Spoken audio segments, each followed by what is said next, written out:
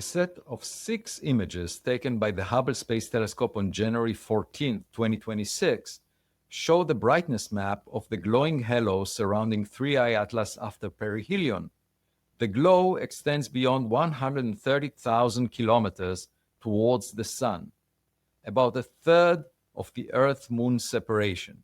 When the image is processed through the rotational gradient filter, which removes the circularly symmetric glow around the nucleus, it features a weird configuration of jets, including a prominent anti-tail outflow directed towards the Sun, supplemented by a system of 3 mini-jets. These mini-jets are equally separated by an angle of 120 degrees from each other, and none of them is pointing away from the Sun as expected for a standard cometary tail. The last Hubble exposure ends half an hour after the first exposure starts.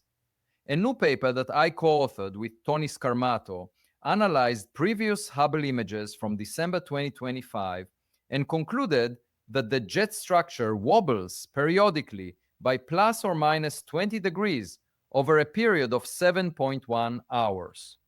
This implies a modest shift by 5.6 degrees over 0.5 hours in the orientation of the jet system on January 14th, 2026.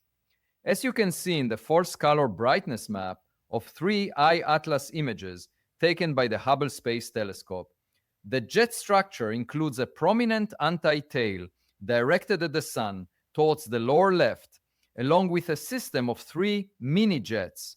These mini-jets are equally separated by an angle of 120 degrees from each other, but none of them is pointing away from the Sun as expected for a standard cometary tail.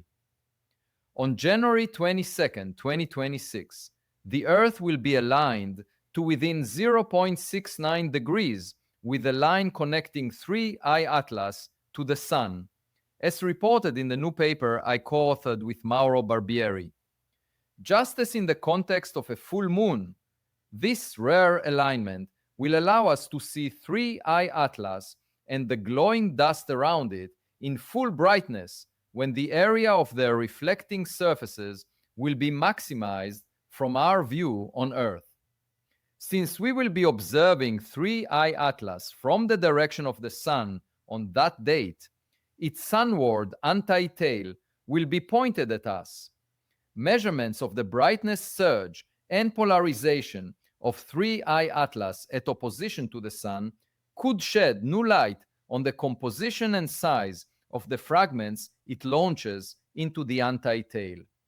What is the nature of the anti-tail that allows it to penetrate hundreds of thousands of kilometers through the solar wind and radiation without being deflected away from the Sun, as often the case in familiar cometary tails? Is the anti-tail composed of fragments of ice, as suggested in a paper I co-authored with Eric Quito? Large dust grains or massive objects?